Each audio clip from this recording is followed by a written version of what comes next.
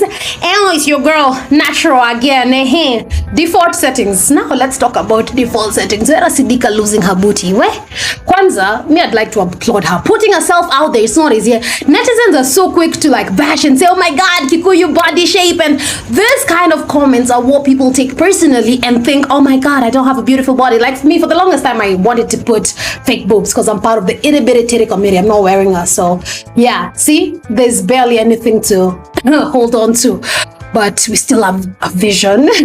I like that she said, hey, it takes a big person to say, hey, you know what, maybe at this time I made a mistake. But for me, I feel like at the time it served its purpose, because we wouldn't have known her if it wasn't for the you guy that then die. It's the same, boogie bender.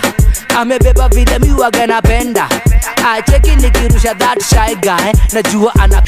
Who was she without the Dendai before? Like, that was the main reason we knew her, in terms of her being a socialite. That was the main aspect. People are looking at the bodies and things like that.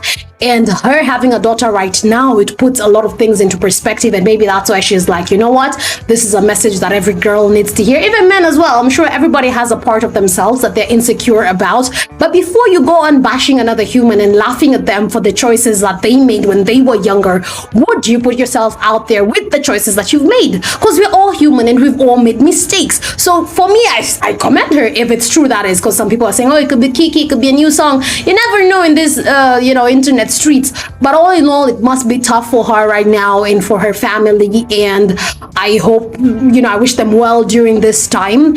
And it's true that a lot of people would say love yourself as you are. Even men tell us most of the time, oh, don't put on makeup, you're better without. Then the same men go with the ladies with the long nails and the fake lashes and all that. We can do all that. We do that for photo shoots, for video shoots, but it shouldn't be what defines you. Can you love yourself at night when you're about to sleep, when you're looking your worst, or in the morning when you're waking up, barely waking up, and you're just raw? Can you look at yourself and love yourself as you are? I think that's the main message being passed across, and it's a really powerful message, because this was her before, and that is a sexy body. It's what every man is like, oh, hourglass, and this is her now.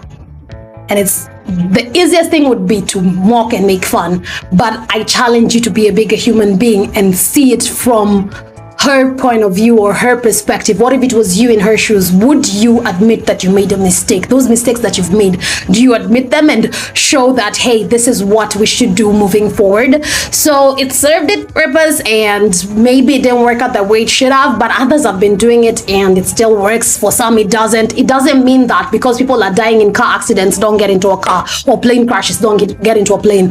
But at the end of the day, make decisions that you're comfortable living with and your future self will be proud of. Yeah, that's the takeaway.